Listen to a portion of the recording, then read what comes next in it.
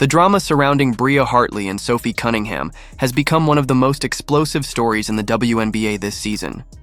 What started as an ordinary matchup between two competitive teams quickly turned into a firestorm of controversy, outrage, and speculation that is still rippling through the league. In one moment, a season was derailed, a reputation was questioned, and a viral clip became the center of an ugly debate. And when all the smoke cleared, one player disappeared from the spotlight entirely while another stepped forward, not only to address her own injury, but to take control of the narrative in a way few expected. It began with a collision that didn't immediately look like the type of play that would define an entire season. Sophie Cunningham had the ball, planted her leg, and in came Bria Hartley, barreling in at an awkward angle.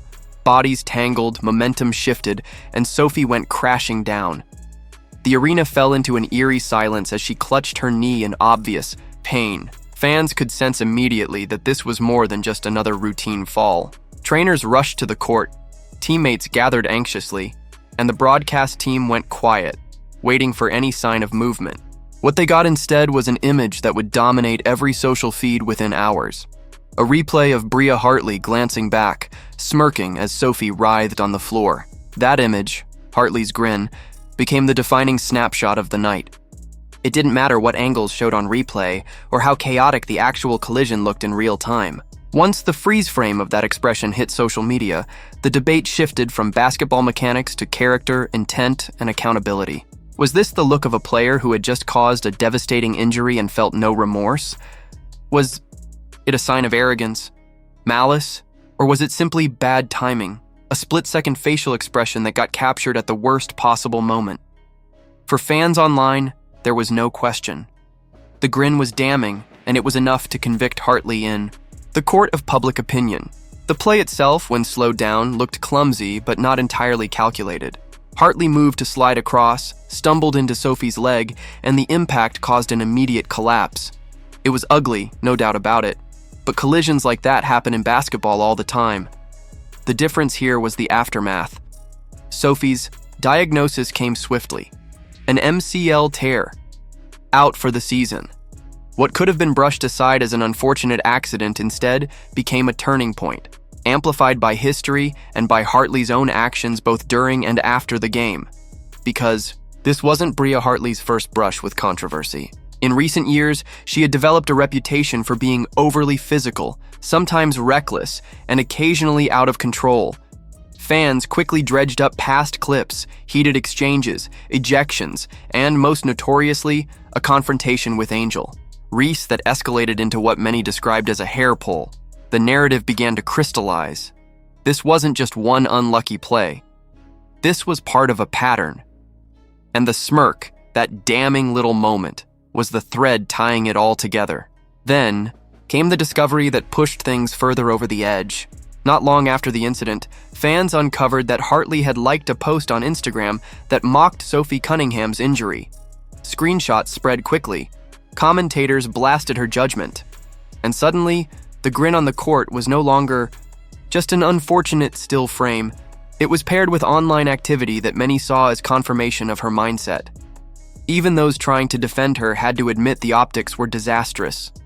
If Bria Hartley was hoping to avoid scrutiny, this was the worst possible move. Meanwhile, Sophie Cunningham's family wasn't staying silent. In fact, they became some of the loudest voices in the immediate aftermath, calling out not just Hartley, but the officiating that allowed the moment to happen. Sophie's sister, Lindsay, fired off a pointed message on X, blasting the league for caring more about fining players for criticizing referees than for actually protecting athletes on the floor. Her words resonated because they tapped into a frustration that had been simmering all season long. Officiating inconsistencies had plagued multiple games, and players had already spoken about it publicly, some even fined for doing so. Now, with Sophie sidelined, the lack of accountability felt personal, and Lindsay's post turned into a rallying cry. Sophie's mother, Paula Cunningham, weighed in too, labeling Hartley as disgruntled, mean, and out of control.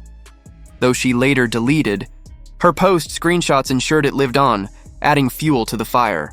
Fans treated her comments as confirmation of what they already believed, that Hartley wasn't just unlucky, she was dangerous. The family's words gave the outrage a personal edge. and soon the discussion wasn't just about Sophie's injury. It was about player safety, league standards, and the glaring disconnect between how the WNBA policed its athletes versus how it protected them. Inside the Indiana Fever organization, however, the story took on a different dimension. Sophie was ruled out, Caitlin Clark wasn't available, and the team suddenly found itself severely undermanned. On paper, the game was lost.